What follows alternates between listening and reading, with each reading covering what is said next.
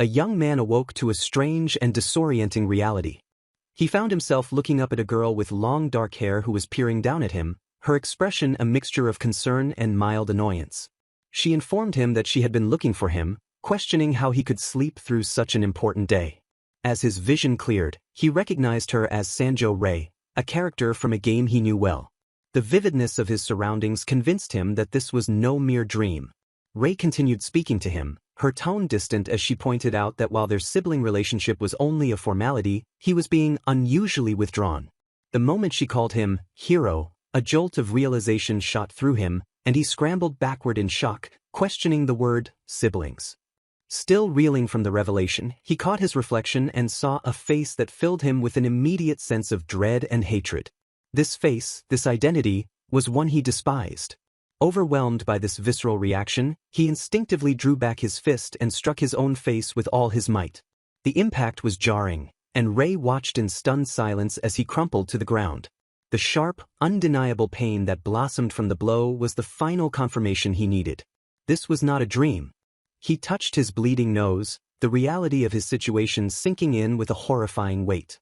He had somehow been reincarnated into the body of Sanjo Hiro, who was infamously known as the most hated and nuisance character in a certain popular game. He recalled that in his previous life, he had been an avid player of a Yuri game called Everything for the Score, often shortened to ESCO. It was considered a masterpiece among its fans, set in the prestigious Hojo Magic Academy. The main objective of the game was for the player's character, the protagonist, to find love and happiness with one of the heroines. He remembered spending countless hours engrossed in the game's world. Unlike many Yuri games, ESCO had a heavy focus on simulation elements, which he found particularly engaging. He had dedicated a significant amount of time to customizing weapons and magic, a feature he found odd for a game centered on female romance but appreciated nonetheless. The elements were well integrated into the story, and the way a player's training choices affected the narrative added a layer of freshness and replayability. The four main heroines were all incredibly endearing, and even the side characters were so well developed that he often wished he could romance them too. He had played for days on end, meticulously collecting every CG and scenario, and had even read through the entire art book to immerse himself fully. However, there was one singular aspect of the game that consistently grated on his nerves. That irritating element was the character he had now become, Sanjo Hiro. The hero was an obnoxious boy who constantly inserted himself into the heroine's relationships, effectively getting between the Yuri couples.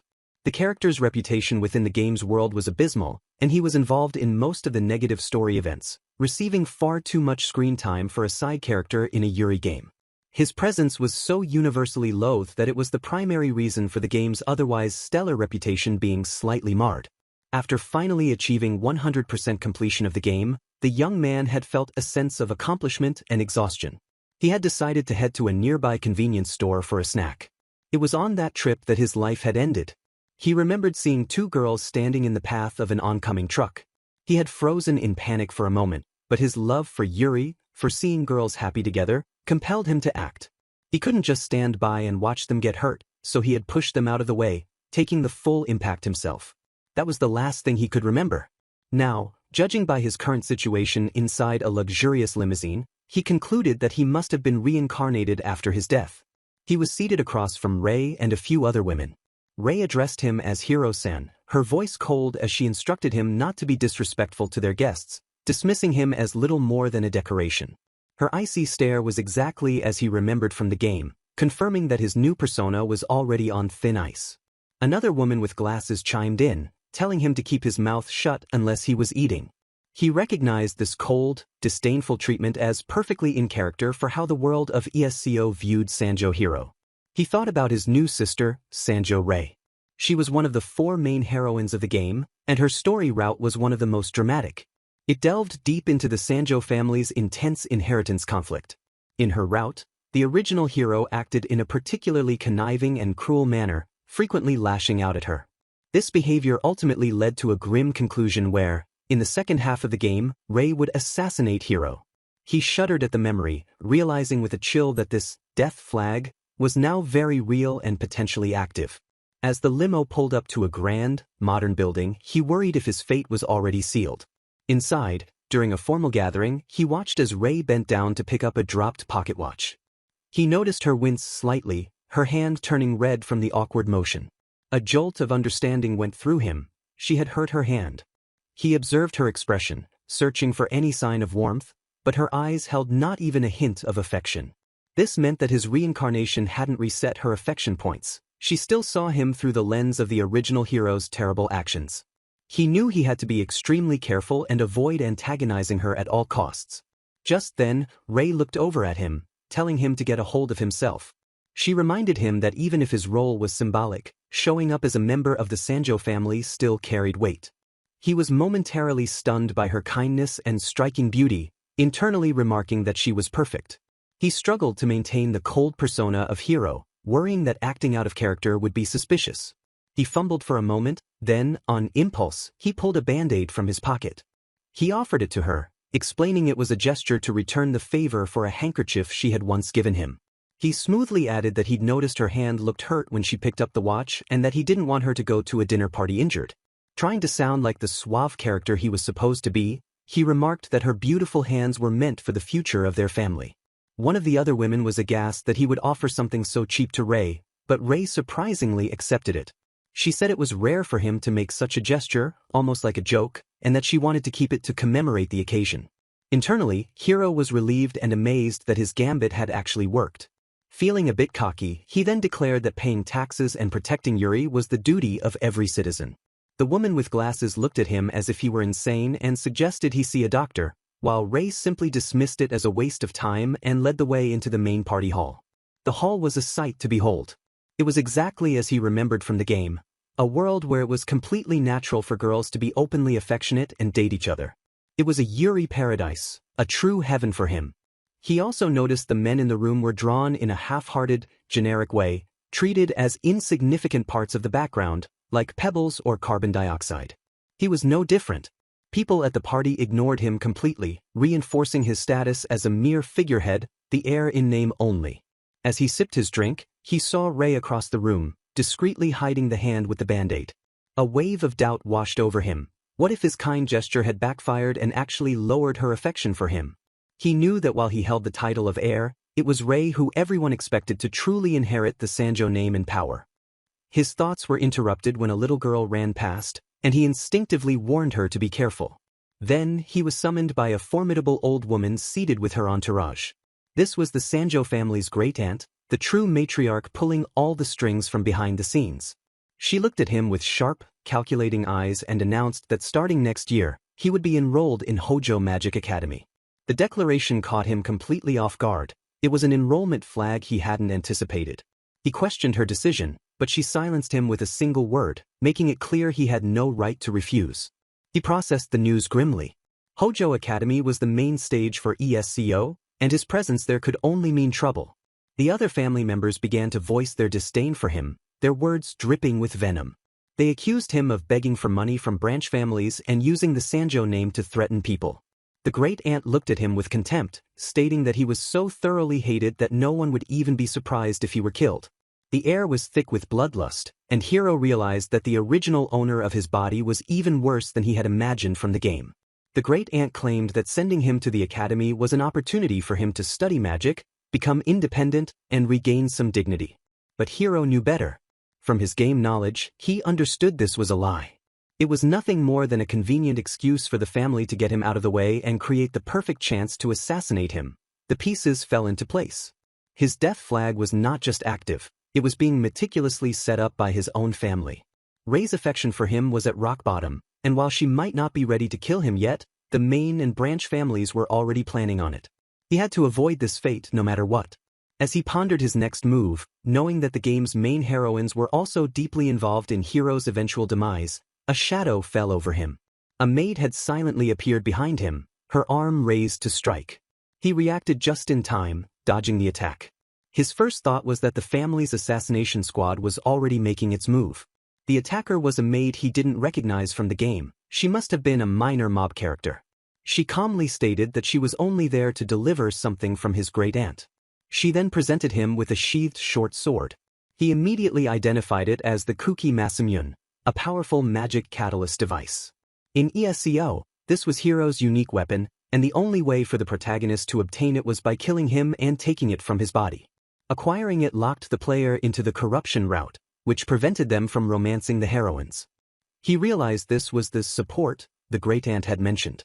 He knew how good the weapon could be, but the maid seemed confused, as if she thought he'd forgotten the blade itself. He explained that the blade was meant to be formed by magic. He checked the hilt and was relieved to find the activation formula still intact. Eagerly, he prepared to reveal its true form. However, when he tried to activate it, nothing happened. The blade wouldn't emerge. Instead, a holographic status screen appeared before him, displaying the catalyst's properties. To his dismay, it was basically junk. Its stats were pathetic: a weak light orb with minor attributes for transformation and support. Frustrated but resolute, he knew he couldn't rely on this. His first priority had to be reinforcing his own strength. He declared to the surprised maid that he was heading to a dungeon to train. He told the maid she could go home, but she just pouted and called him an idiot before turning to leave. He decided to first head to a convenience store. He stopped the maid and asked why she had insulted him. She retorted that it was payback for the original hero bullying one of her maid friends. Then, her demeanor shifted, and she curiously asked if he had a girl he liked, wanting to know about his Yuri tastes. The question, a direct jab at the original hero's reputation for harassing girls, made him cringe. He was once again reminded of how truly awful his predecessor was. He apologized sincerely for what the original hero had done and promised to apologize to the other maid personally. His genuine remorse seemed to catch the maid off guard. She told him it was late but that he could arrange a meeting for the next day. As they walked, they reached a checkpoint for the Tokyo Management Bureau. Thanks to his Sanjo family connections, he was allowed to pass without issue. The maid then formally welcomed him to the dungeon, a strange singularity that had appeared in the world.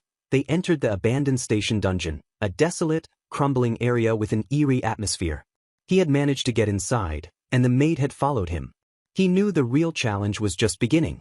He asked her again why she was following him and what her name was, but she deflected, instead questioning why he was in a dungeon.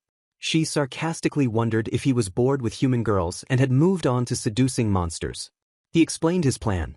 He needed to hunt monsters to farm for a better catalyst and gain experience since his Kuki Masamune was useless. She pointed out the flaw in his logic. He needed a working catalyst to even harm monsters. She suggested he could buy a basic one with his score, but he grimly told her that wasn't an option. He explained the ESCO system to her, a world where a person's every action contributed to a score that determined their social standing. He then showed her his own score on his device. The history log showed his recent good deeds, giving Rei the band-aid and apologizing to the maid, had earned him a few positive points. However, these were completely wiped out by the mountain of negative points accumulated by the original hero for things like gambling, skipping class, and starting fights. With a score of 0, he couldn't even afford daily necessities, let alone magic conductors. His only option was to buy a cheap, magically enhanced club with cash from a convenience store. The maid admitted she wasn't surprised his score was 0, given his reputation. But she also found his current behavior, his willingness to train and his apology, to be deeply suspicious. The hero she knew was a scumbag who would never bow his head to anyone. She began to wonder if he was really the same person. His first encounter was with a small, armored creature called a Butch Knight. He felt he could handle a single one, but then an entire horde of them spawned, their numbers overwhelming. The maid urgently told him to retreat. Just as they were about to be swarmed, a figure leaped into the midst of the monsters, swiftly dispatching them with graceful movements. The mysterious fighter landed and asked if they were new to dungeons. The hero looked up and his heart sank. It was Lapis Cruet Lalamet, another of the game's 4 main heroines. She was a princess from the Elf Kingdom, so wealthy that the Sanjo family seemed poor in comparison. He was horrified. He wasn't supposed to meet her until he enrolled in the academy. Lapis was notoriously the character most likely to execute Hero on sight for the smallest offense. He remembered a game event where she killed Hero just for eating her ice cream. Lapis initially dismissed him because he was a boy, but then she saw his 0 score and scoffed at his makeshift club. She told him to go home before he got himself killed. Terrified, Hero backed away, shouting at her to stay away from him, convinced she was about to end his new life right there. In his panic, he blurted out that she was an elf dressed like a pervert. Lapis was deeply offended, insisting that her revealing outfit was traditional elven formal wear. He had made a terrible mistake. Lapis then revealed her own score was a staggering 30,000. She said that with such a massive difference, he should be begging her for help. He found the situation surreal, He had always enjoyed Lapis's playful energy when it was directed at the game's protagonist, but having it aimed at him was incredibly awkward. She declared that since words were not getting through to him, she would personally train him. The maid encouraged him to accept. Seeing an opportunity, Hiro proposed a deal, a one-on-one match. If he won, he would take her high-performance catalyst. Lapis laughed, agreeing to the terms. She added that if she won, she would take everything he had, confident that there was no chance he could defeat her. The maid handed him the club, whispering a warning that Lapis was a renowned archer and he should probably give up. But Hiro just smiled. He knew Lapis better than anyone. He had spent an immense amount of time in his previous life grinding and strategizing for the sole purpose of figuring out how to beat her in the game. Lapis, oozing confidence, offered him a handicap. She wouldn't move from her spot, and he could make the first 10 moves. He didn't hesitate for a second and charged straight at her. Lapis thought him reckless for charging without a proper weapon, but Hiro knew her weakness. While her stats were high and her reactions were fast, making a direct assault seem like suicide, he knew something crucial about her character. Lapis would never bring herself to shoot an unarmed opponent. As he closed the distance, he swiped not at her, but at her bow, deftly popping the string and rendering her weapon useless. She was stunned. In that moment of shock, he took out his own kooky Masamune hilt and, in a flash, attached her powerful catalyst to it. He told her that her greatest weakness was her tendency to freeze up when faced with the unexpected. Before she could recover, he lunged forward, the newly activated blade of the kooky Masamune glowing brightly as he held it to her throat. Lapis protested, arguing that his device wasn't even working properly. He coolly explained that he was using her own conductor, which he had snatched when he disarmed her and attached to his defective hilt. The maid chided Lapis for underestimating her enemy. True to their agreement, Hiro began to take her things. However, he saw that Lapis was crying. The maid noted that this was very unlike the proud princess. Moved by her tears, Hiro decided to show mercy. He returned her catalyst and the other items he had won, explaining it was, thanks for the guidance. Flustered and embarrassed, Lapis demanded another match, promising to go all out from the start. The hero, wanting nothing more to do with the stressful situation, flatly refused. He reflected on his victory. While luck had played a part, it was his deep knowledge of ESCO that had secured his win. He had not only managed to activate his own unique weapon but had also successfully avoided triggering a bad relationship route with Lapis. He felt a glimmer of hope. With his game knowledge, he believed he could navigate the treacherous plot, dodge all his death flags, and ultimately achieve his new life's goal, to become an unseen supporter who guides the world so that the heroines can find their happiness and enjoy their Yuri relationships in peace. His triumphant thoughts were cut short as Lapis continued to cry, accusing him of trying to throw the match and demanding he fight her again properly. Overwhelmed, the hero felt like he was going to die from the stress, caught between a weeping elven princess and his silently judging maid. In this world of Yuri he loved so much, he was a man destined to be caught in the middle. Following the chaotic aftermath of his duel, Hiro found himself deeper within the abandoned station dungeon. He continued his training by fighting off small monsters that swarmed the tracks, easily dispatching them with his newly functional kooky Masamune. Each victory brought him small rewards of money and experience, and he felt a growing sense of confidence. He knew he owed his current success to Lapis, as her powerful catalyst was the key to unlocking his weapon's potential. As he collected magic-enhancing items dropped by the defeated creatures, his loyal but perpetually unimpressed maid watched him with a critical eye, noting his surprising boldness. With a new resolve, Hiro declared his intention to use the collected components to truly strengthen himself and ventured further into the dungeon's lowest level. Upon reaching the deepest floor, Hiro confronted the maid about why she continued to follow him, reminding her that he had already apologized for the original hero's past actions. Before she could answer, she suddenly alerted him to something she had spotted nearby. Peeking out from behind a corner was Lapis, who was attempting to hide in a comically obvious way.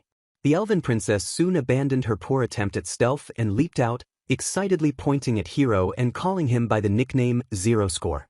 Hiro was exasperated by her energetic appearance as she immediately challenged him to the rematch she so desperately wanted.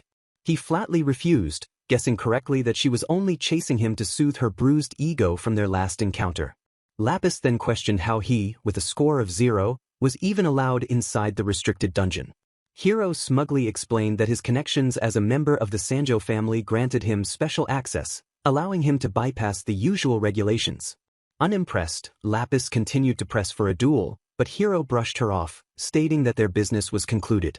He even tried to reason with her, pointing out that an elf princess like her shouldn't be seen with a boy in such a dangerous place, especially while wearing her revealing formal wear. Lapis angrily retorted that she cared more about avenging her loss than upholding her reputation. Hiro then casually remarked that in this world, a boy being seen with her would cause as much fuss as an insect flying by, a comment Lapis surprisingly took as permission to ignore social norms. Lapis clarified that while looking down on men was common, she didn't feel that way about him, which Hiro considered a rare honor. Her brief moment of consideration ended as she readied her bow, her pride as a warrior overriding everything else. Resigned to the fact that the battle-crazed elf would not be deterred by words, Hiro reluctantly agreed to her duel, privately deciding to let her land a few hits to satisfy her competitive spirit. Just as Lapis was reflecting on their previous fight, admitting to herself that she didn't enjoy bullying the weak, a massive, heavily armored monster materialized behind her. Reacting instantly to the danger, Hiro shouted a warning and tackled Lapis to the ground, shoving her out of the path of the creature's devastating swing. The ground where she had just been standing shattered from the impact. Lapis, initially thinking it was another one of his tricks, was stunned into silence as another troublesome enemy appeared. Hiro immediately recognized the creature from his game knowledge as an Armorgeist, a rare encounter, monster far more powerful than the dungeon's normal inhabitants. He correctly guessed that its appearance was triggered by the large number of smaller knights Lapis had defeated earlier. Seeing that Lapis was still dazed, Hiro scooped her into his arms, ignoring her weak protests. He had noticed she was too unsteady to stand properly and knew their enemy would not wait for her to recover. He ordered the maid to run for the exit while he prepared for a tactical retreat, knowing the Armorgeist's defense was too high for a direct confrontation. He connected a console to his Kuki Masamune and activated a powerful enhancement magic called Tenebris, which transformed his body and shrouded him in a magical aura. Lapis watched in disbelief, shocked that he could use the same advanced magic as her. Hiro explained that he had created the spell by combining consoles from monster drops and began to run, carrying Lapis as he bolted towards the exit. He knew from the game that monsters were bound to their floor and could not follow them if they escaped. However, their escape was cut short when the Armorgeist hurled its enormous shield, which slammed into the doorway and completely blocked their only way out. Lapis, now on her feet, frantically asked if they could still get away, but Hiro saw no other exit. As his own mana began to dwindle, Lapis, ever the warrior, stubbornly declared that they should proceed with their duel. Seeing an opportunity in her unwavering focus, Hiro goaded her with a new challenge, betting their duel on whether she could defeat the Armorgeist. He taunted the proud princess, questioning how someone with a score of 30,000 could be frightened by a single monster. As he expected, his words ignited her competitive spirit, and she became fiercely determined to win. Hiro then offered to act as her legs, in the fight, creating an opening so she could strike the monster down. When Lapis argued that cooperating would invalidate their duel, Hiro simply stated that a zero-score person like him didn't know the detailed rules, adding sincerely that he didn't want to see her die. Touched by his words, Lapis fell silent for a moment before readying herself for battle, while Hiro prepared to fight, motivated by his personal creed that every heroine was essential for his perfect Yuri world. The battle began with Hiro drawing the Armorgeist's attention, skillfully dodging its attacks based on Lapis's shouted directions.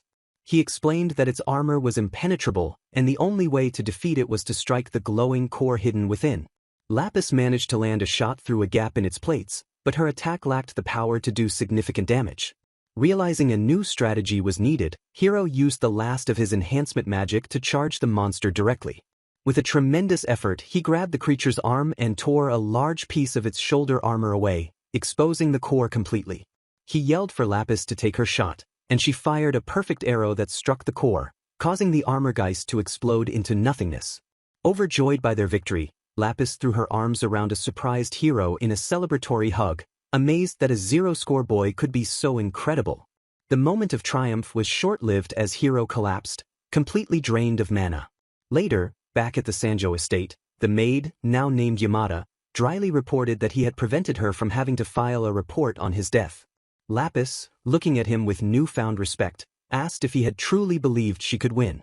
Hiro, turning away, simply replied that he would always trust a heroine from ESCO. Trying to create distance, he gave the maid the ridiculous fake name, Yamada Taro, which Lapis found highly amusing. His attempt to end their association failed spectacularly as Yamada warned Lapis to stay away from the perverted boy, an act which ironically made the two girls become fast friends. Hiro watched them, his Yuri-loving heart imagining they were using him as an excuse to grow closer, seeing it as a bonus encounter. A few days later, Hiro was jogging as part of his daily training when he ran into a pair of girls. He reflected on his stats, knowing that while his stamina was high, he needed to raise his mana. His attempt to train with magic failed as his score remained at 0 despite defeating a powerful monster. He then noticed a strange number of long-eared elves watching him from a distance. His unease grew when he returned to the mansion to find Lapis waiting for him. She revealed that she had easily discovered his true identity and that the elves he saw were her personal bodyguards, the Alpha. She had used them to gain entry to the estate. Then, to his absolute horror, Lapis announced that starting that day, she would be living with him. She reasoned that since their duel was technically unresolved, they needed to stay together until she could claim a true victory. With a triumphant wink, she declared that he couldn't run from her, leaving Hiro screaming in panic as he realized his life had just become infinitely more complicated, now with a powerful, beautiful, and incredibly persistent elf princess as his new housemate. His predicament was further highlighted by the appearance of another powerful female warrior who menacingly spoke his name, Sanjo Hiro, hinting at even greater challenges to come. The following day, Hiro awoke to the chaotic reality of his new living situation as Lapis and her 12 alpha bodyguards had officially moved into the mansion.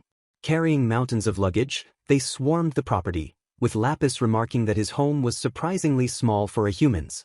Hiro was internally horrified by this sudden development, feeling trapped in a classic romantic comedy trope. The maid Yamada enlisted him to help carry boxes, while he explained that the large house, which would one day belong to his sister Rei, was far too big for him to live in alone. The scene was pure pandemonium, with one of the energetic elves driving a small cart recklessly through the yard, forcing Hiro to lament that he was the only one who saw this beautiful elf invasion as a complete disaster. Once inside, the Alpha explored the mansion, admiring his collection of famous paintings and anime-style art, noting that his taste was surprisingly good. While searching for a specific bodyguard, Hiro stumbled into the bathroom to find Lapis and another elf casually bathing, creating a deeply awkward moment for him. He learned from the other guards that Lapis was supposed to be under the watchful eye of a dedicated protector. After he finished helping with the luggage, Lapis cornered him to discuss the house rules. She innocently requested to swap rooms with him so she could experience sleeping on his room's traditional tatame mats. Seeing this as the final straw, Hiro used his body enhancement magic and bolted from the mansion at full speed, leaving a bewildered Lapis behind. He ran through the city streets, screaming in frustration at how his life was spiraling into an over-the-top story he desperately wanted to avoid. After calming down on a park bench, Hiro bemoaned how these events were distracting from his true goal of protecting Yuri relationships. His brief moment of peace was shattered by a sudden realization. Their communal dinner that evening would mark his first official meeting with Lapis's formidable teacher, the powerful warrior he had seen at the end of their last encounter. Panicked, he knew he had to make a good first impression and decided his best bet was to use Lapis as a bridge to show they were on friendly terms. He began retracing his jogging route, hoping to intercept the warrior before she found Lapis. As he entered a quiet park, the imposing figure of the elven warrior appeared before him, asking if he was the one who had defeated the princess. Stunned by her sudden appearance, Hiro confirmed his identity as Sanjo Hiro.